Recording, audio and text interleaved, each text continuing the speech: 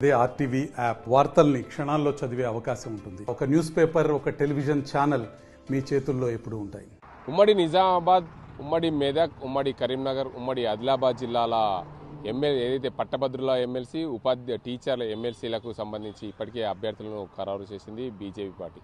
BJP పార్టీకి చెందిన సంగారెడ్డికి చెందిన వ్యక్తి అంజిరెడ్డి, అదేవిధంగా కొమ్రయ్యలను ఏదైతే బీజేపీ పార్టీ అభ్యర్థులుగా ఖరారు చేసింది. కాంగ్రెస్ పార్టీ పట్టభద్రుల ఎమ్మెల్సీకి సంబంధించిన అల్ఫోర్స్ విద్యా సంస్థల అధినేత నరేందర్ రెడ్డిని కూడా ఇప్పటికే ప్రకటించింది కాంగ్రెస్. బీఆర్ఎస్ పార్టీకి చెందిన ఆశావాహులు రేస్లో ఉన్నారు. బీఆర్ఎస్ పార్టీ నుంచి రాజారాం యాదవ్, అదేవిధంగా కరీంనగర్కు చెందిన మాజీ మేయర్ సర్దార్ సింగ్ పోటీ పడుతున్న పరిస్థితి ఉంది. ఏదేమైనప్పటికీ దృష్టిలో పెట్టుకుని ప్రభుత్వం ఎన్నికలు నిర్వహిస్తున్న నేపథ్యంలో పూర్తిగా ఎమ్మెల్సీకి సంబంధించి చూసుకుంటే ఎమ్మెల్సీ పట్టభద్రుల ఎమ్మెల్సీ, అదేవిధంగా ఉపాధ్యాయ ఎమ్మెల్సీ మార్చి 29న ముగుతున్న నేపథ్యంలో పూర్తి స్థాయిలో ప్రభుత్వము ఎన్నికలకు సంబంధించి ఎన్నికల సంఘం నోటిఫికేషన్ అయితే విడుదల చేసింది.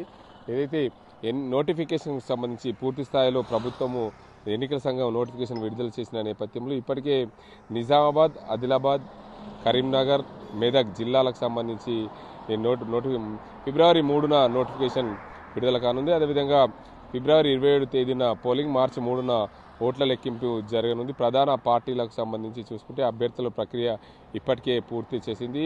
బీజేపీ అభ్యర్థిని అయితే పట్టభద్రులకు సంబంధించి అంజిరెడ్డిని ప్రకటించింది. అదేవిధంగా ఉపాధ్యాయులకు సంబంధించి కుమ్రయ్యను కూడా ప్రకటించిన నేపథ్యంలో కాంగ్రెస్ పార్టీ నుంచి అల్ఫోర్స్ విద్యా సంస్థల అధినేత నరేందర్ రెడ్డిని ప్రకటించిన పరిస్థితి. బీఆర్ఎస్ పార్టీకి సంబంధించి చూసుకుంటే అదేవిధంగా కరీంనగర్ మాజీ మేయర్ సర్దార్ సింగ్కు ఇప్పటికీ టికెట్ ఆశిస్తున్నట్లు ప్రచారం జరుగుతుంది. అదేవిధంగా బీసీ నాయకుడు, అదేవిధంగా రాజారాం యాదవ్ను కూడా బీఆర్ఎస్ పార్టీ ఏదైతే పరిశీలిస్తున్న పరిస్థితి నెలకొంది. మొత్తంగా చూసుకుంటే ఈ ఎమ్మెల్సీకి సంబంధించి పూర్తి స్థాయిలో చూసుకుంటే ప్రభుత్వము ఏదైతే ఎన్నికల కమిషన్ నోటిఫికేషన్ విడుదల చేసిన నేపథ్యంలో ఉపాధ్యాయ ఎన్నికలకు సంబంధించి చూసుకోవచ్చు. అదేవిధంగా ఇప్పటికే తుది ఓటర్ల జాబితా పూర్తి స్థాయిలో విడుదల చేసింది. ఉపాధ్యాయ ఎమ్మెల్సీకి సంబంధించి నియోజకవర్గంలో 25,900 మంది ఓటర్లు ఉన్నారు. ఇందులో 16,364 మంది పురుషులు, 557 మంది మహిళలు ఉన్నారు. ఈ నియోజకవర్గంలో 274 పోలింగ్ కేంద్రాలు ఉన్నాయి. మొత్తంగా తుది ఓటర్ల జాబితానైతే డిసెంబర్ 30న విడుదల చేసింది. 2024లో ఎమ్మెల్సీ ఎన్నికల షెడ్యూల్ ప్రకారం అయితే ఫిబ్రవరి 3న విడుదల కానుంది షెడ్యూల్. దీనికి అందరికి సంబంధించి ఎన్నికల కోడ్ నోటిఫికేషన్ వచ్చింది. ఇప్పటికే ఫిబ్రవరి 27 తేదీన పోలింగ్ జరుగుతుంది.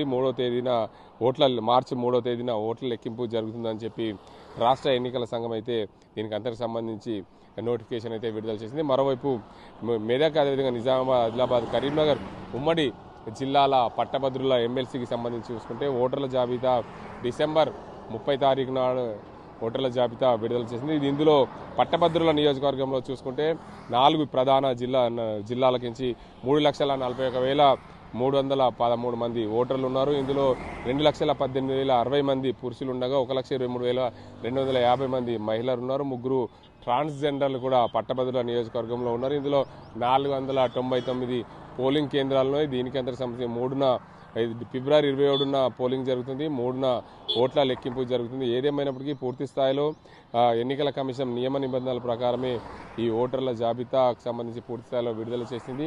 దీనికి అందరికి సంబంధించి ఇప్పటికే అభ్యర్థుల ప్రక్రియ అనేక చోట్ల అనేక ప్రాంతాలు ఏదైతే చూసుకోవచ్చు, బీజేపీ పార్టీకి సంబంధించి చూసుకోవచ్చు, అదేవిధంగా కాంగ్రెస్ పార్టీ చూసుకోవచ్చు. బీఆర్ఎస్ పార్టీ సంబంధించి చూసుకుంటే బీజేపీ పార్టీ అభ్యర్థిగా పట్టభద్రుల స్థానం నుంచి సంగారెడ్డి జిల్లాకు చెందిన సీనియర్ నాయకుడు, అదేవిధంగా అంజిరెడ్డిని ప్రకటించగా ఎమ్మెల్సీకి సంబంధించి చూసుకుంటే పెద్దపల్లి జిల్లాకు చెందిన ముల్కా కొమ్రయ్యను ప్రకటించింది. కాంగ్రెస్ పార్టీ ఏదైతే అల్ఫోర్స్ విద్యా సంస్థల అధినేత అల్ఫోర్స్ నరేందర్ రెడ్డిని ప్రకటించింది.